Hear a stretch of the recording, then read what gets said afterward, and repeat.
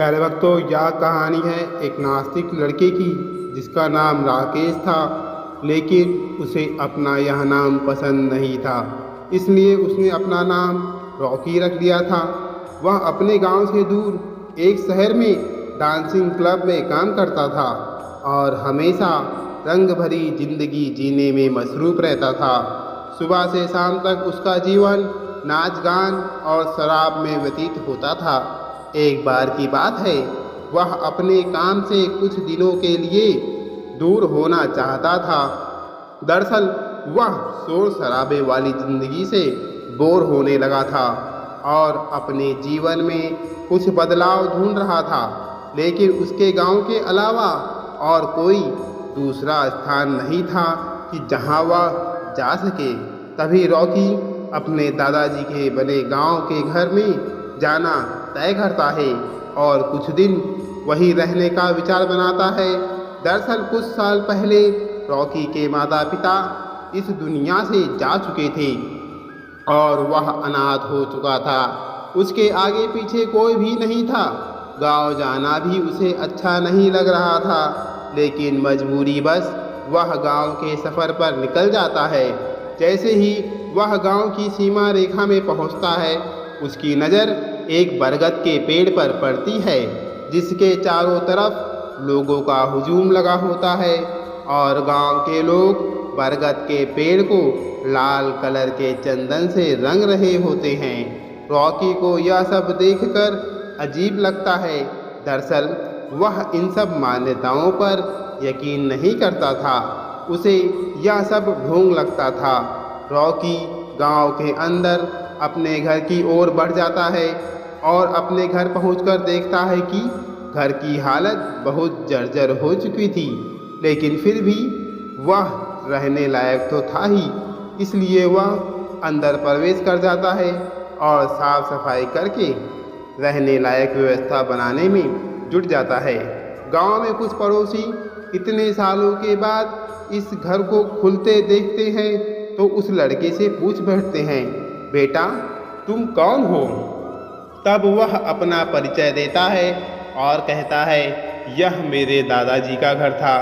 तभी वह अपने दादाजी का नाम बताता है।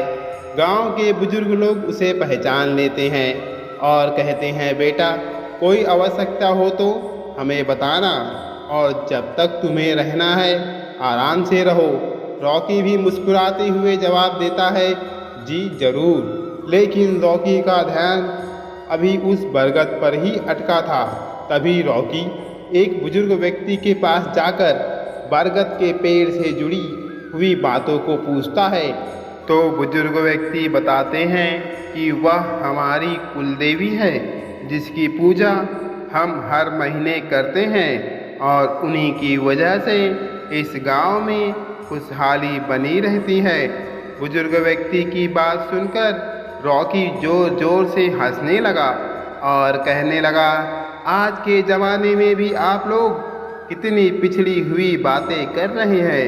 आज कंप्यूटर का ज़माना आ चुका है, लेकिन आप लोगों को वही पुरानी रीति रिवाजों से फुर्सत नहीं है।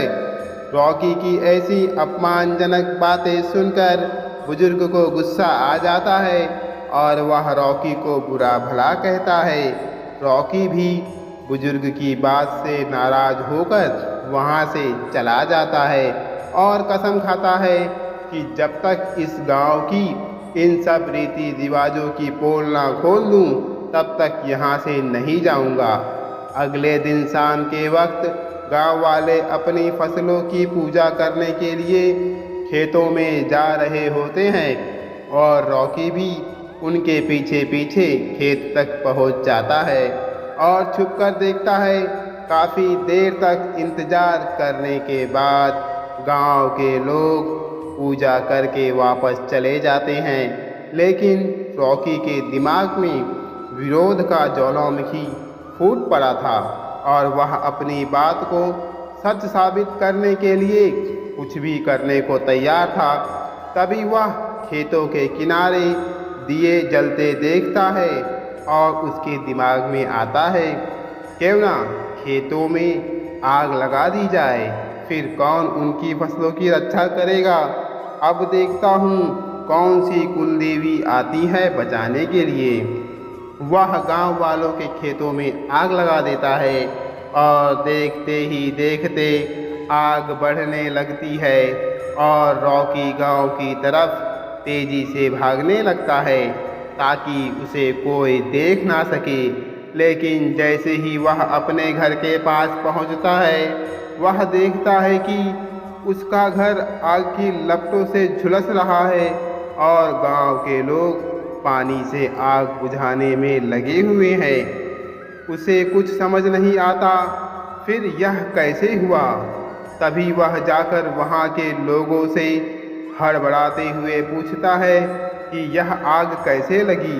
तभी गांव के लोग बताते हैं, बेटा हम यहाँ बैठे थे, अचानक तुम्हारे घर के अंदर से धुआं निकलने लगा।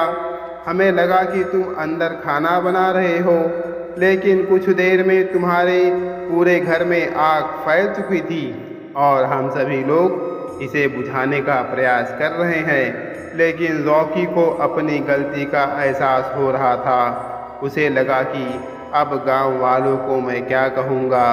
तभी अगले ही पर एक किसान दौड़ता भागता हुआ आता है और कहता है, अरे चलो देखो, किसी ने हमारी फसलों में आग लगाने की कोशिश की है।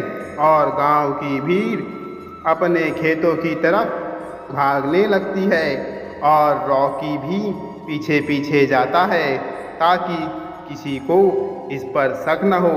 लेकिन जैसे ही रॉकी खेत के पास पहुंचता है तो खेत पहले की तरह लहलहा रहे होते हैं और जो आग रॉकी ने लगाई थी वह केवल फसल के किनारे तक ही बढ़ी थी। रॉकी समझ चुका था जरूर यह कुलदेवी की महिमा है और वह उसी बुजुर्ग के पैरों में गिर जाता है जिससे उसकी बहस हुई थी और सारी बात उसे बता देता है। गांव वाले भी उसे उसकी नादानी के लिए क्षमा कर देते हैं। अगले दिन रॉकी कुलदेवी के उसी बरगद के वृक्ष के नीचे जाकर गांव की परंपरा के अनुसार पूजा करता है और हाथ जोड़कर कुलदेवी से अपने अच्छे भविष्य की कामना करता है और इसी के साथ वह गांव को छोड़कर चला जाता है। लेकिन इस घटना ने एक नास्तिक व्यक्ति को आस्था से जोड़ दिया था, जो कि कुलदेवी का ही प्रताप था।